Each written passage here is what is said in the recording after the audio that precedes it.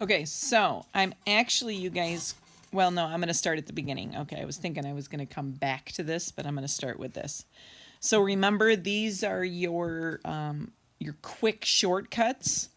If we had to, if you wanted to, I could take both of these and combine them with an and in between. So here's an and, P. If this happens, my result is Q. So I could take this, put it into this, put it into a truth table, and see if I get all trues. If I get all trues, it's valid. If I get not all trues, it's invalid.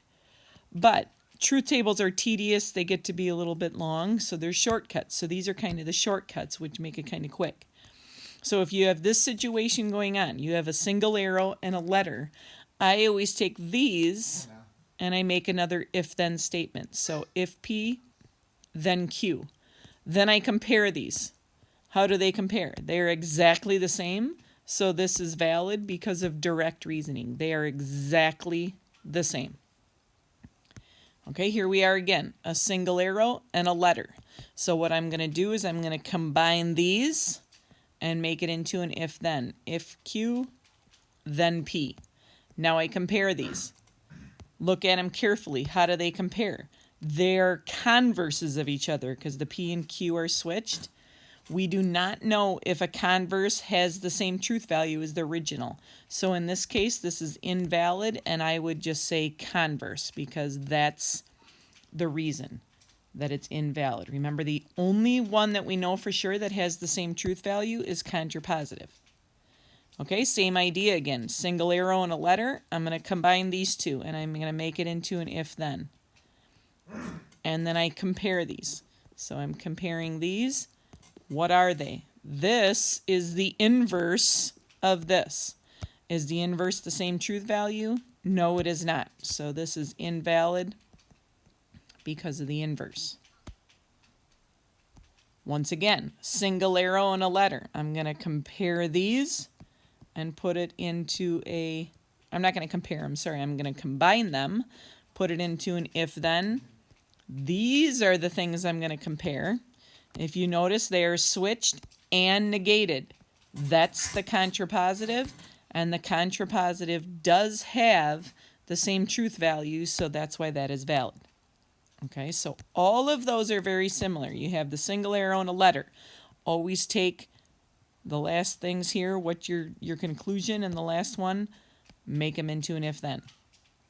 All right, now it's different. I don't have a single arrow anymore. I have an or.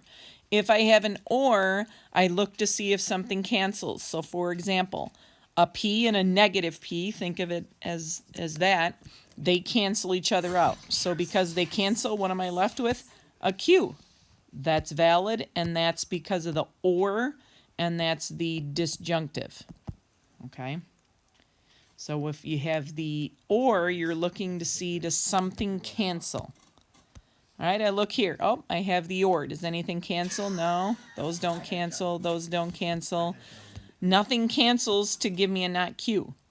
You're not looking at this when you're trying to decide if something cancels. You're only looking at this. So since I have nothing that cancels over here, this is invalid, and it's the misuse of disjunctive. You can just say disjunctive and you're good to go. Nothing cancels. Okay, now we have an arrow and an arrow. If that's the case, you put these together right underneath each other. So I'm going to say if P happens, Q happens. If Q happens, R happens. So as long as these line up, it's like they cancel out and you're left with if P then Q, which is what that says. So this is valid. This is not direct. This is transitive property. So this is transitive. So those are all the shortcuts. Again, if you want to combine them, you can, but it's a lot quicker to just do the shortcut if you can.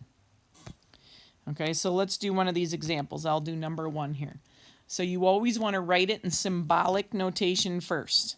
I'm going to say, if I have a calculator, then I'm at school. I am not at school. Therefore, I do not have a calculator. So write it in symbolic notation, and now I'm going to think about what we did up above. I have a single arrow. So if I have a single arrow, I'm going to put these two as an if-then statement. And now I'm going to compare this to this. Notice they're switched and negated, so that's the contrapositive. Oh my God. Okay, so each of those, that's what you're doing. You're writing it in symbolic notation. Look to see if you can use the shortcut. Shortcut is great, because when you get down here, it's not something that you can do the shortcut on. So I'm going to kind of do this relatively quickly. If you look at the answer key, your variables are defined. I'm just going to do it real quickly here so you can kind of check at the answer key so I don't have to go through it all. But this is what it is in symbolic notation. And up above here, you would say define your variables. Okay. Yes, we could use the shortcut here. In fact, you should already know what the answer is, if it's valid or not invalid, just by doing the shortcut. But sometimes you're not going to be able to use the shortcut, and if you weren't, as I had mentioned at the beginning, we're going to combine these. So I'm going to have if P then Q and not Q. I say if all of that happens, then the result is not P. And now you do the truth table for this. So again, let me remind you what happens here. You take this, put it here. You take this, put it here, and put an and in between. If all of that happens, then you get the conclusion.